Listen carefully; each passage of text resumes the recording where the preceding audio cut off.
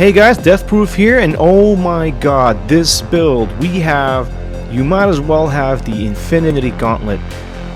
This build, the Thanos Invoker, we have all the elements. I'm going to show you in a second, but this is unbelievable, guys. We are OP'd at this stage. If you guys have followed the Twitch, we literally just got done with the game. I'm supposed to be on probably like tier 1, tier 2 maps on the Atlas. We are clearing tier 4, tier 5. I've delved into tier 6. Now it does get a little bit squishy up there because we're still primal, but man, this is everything. We're using the fire, the ice, the lightning. We've got the heralds. We've got all the stuff, and this is by far favorite build. Everything about it is great, and it's cost friendly. I did not use any divine, so let's get into it. First and foremost, let's talk about the gear. Now, you don't actually need uniques, but why did I name it Thanos Invoker aside from using all the elements? It's because I wanted to use the Painter's Servant Torn gloves. Now again, you don't need to have these gloves. You can actually use regular ones that you've built up or purchased, and I would suggest everybody, if you have exalted orbs, don't waste them. Purchase something on this, like for 1 or 2 or 3 exalts tops, you can probably get these gloves. These are actually more powerful. If you take a look at our damage right now, we're looking at 6600. As soon as we put these other ones on, we're at 7000, and this is only level 74, so this is pretty damn good.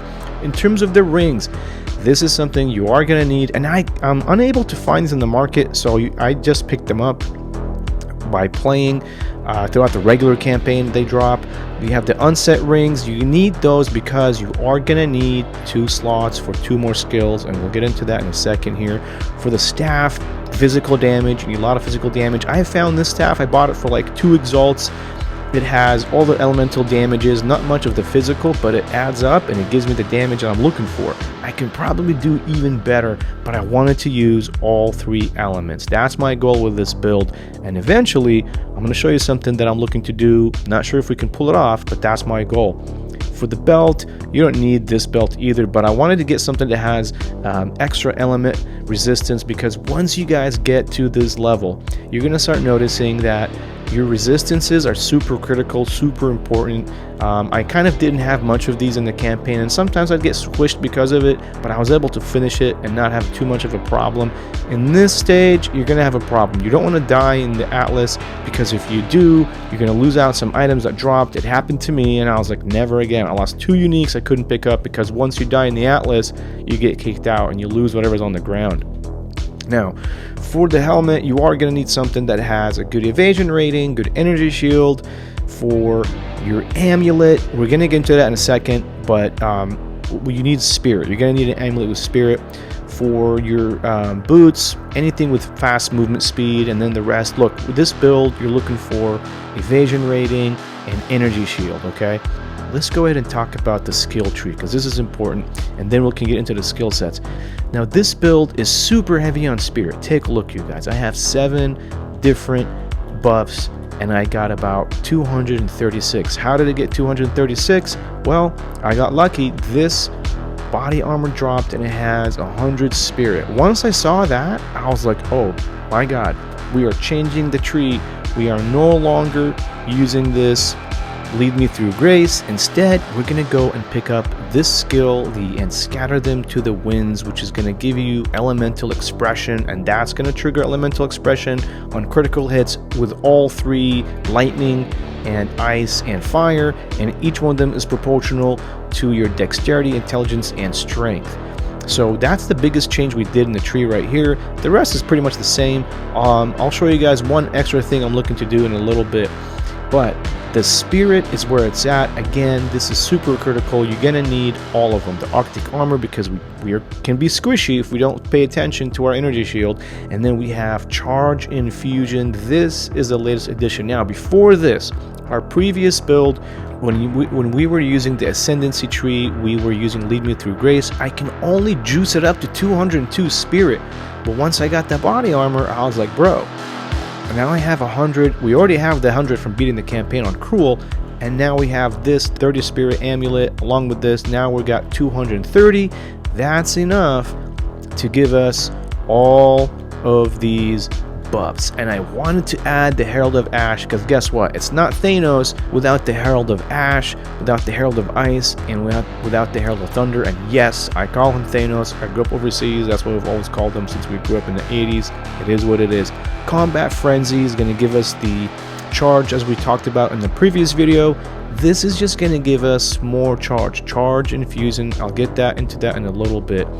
So let's look into the skill sets. This is the newest skill we have, Elemental Expression. Per your dexterity, strength, and intelligence is going to start slamming on top of the heralds. It's going to charge more hits on critical hits. And what we added to it in the sockets were Biting Frost to give it more cold damage. We have the Ingenuity to get 30 increased cooldown speed. It hits more often. And then we also have Elemental Focus, which is going to give it 25% more elemental damage. Flicker Strike, we didn't change anything in the Flicker Strike. We have Practice Combo, Cold Exposure, Super Critical, Inevitable Crit. Ice Strike, didn't change anything there. We have Rage, Martial Tempo, Heft, and Ice Bite. Arctic Armor, kept the Frost Nexus, freeze the floors for these people so they can slip and fall. Momentum, and then Blind. Didn't change anything there. Tempest Spell, didn't change anything there either. Magnified Effect, Heavy Swing, Font of Rage, and Close Combat. The Tempest Spell is going to be, as usual, used on the bosses or unique monsters, or if you feel like you're about to get squished on, you drop it and you clear everything in your way.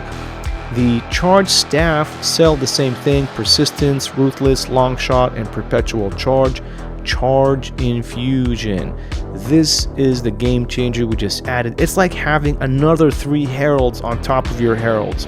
Consumes your energy charge every 4 seconds. Now, because we have the Charge Staff and we have the Grim Feast, it's not going to be a problem. In terms of the heralds, again, Thunder, Ice, Ash, those are all going to work together. It's beautiful. You can see it on the screen right now. Grim Feast, just to keep our energy shield constantly fed. And then with Combat Frenzy, I went ahead and I was able to even add Clarity. Clarity is important because it's going to give you 30% increased mana. Now let's get into the skill tree really quickly. I didn't change much. The one thing I'm probably going to try to do, see if it works, I'm going to go ahead and add the reduced percentage, the 6 right there, 6 right there, and 6 right there. It's going to give me 18% reduced reservation of heralds.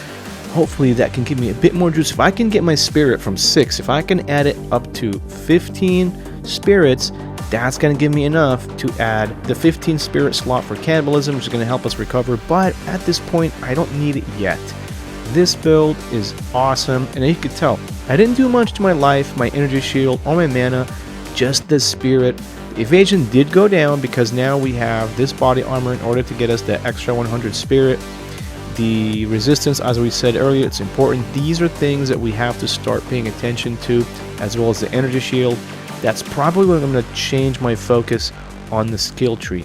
The one thing we haven't even done yet is actually add this node right here, Doomsayer. This is going to give us 30% increased area of effect and damage on our heralds. After that, I'm going to focus heavily on increasing the charging shield, and then maybe a few critical hits here or there, but this is pretty much it. It's going to be on the Mobalytics. So you guys, I can't put the link in the description for some reason.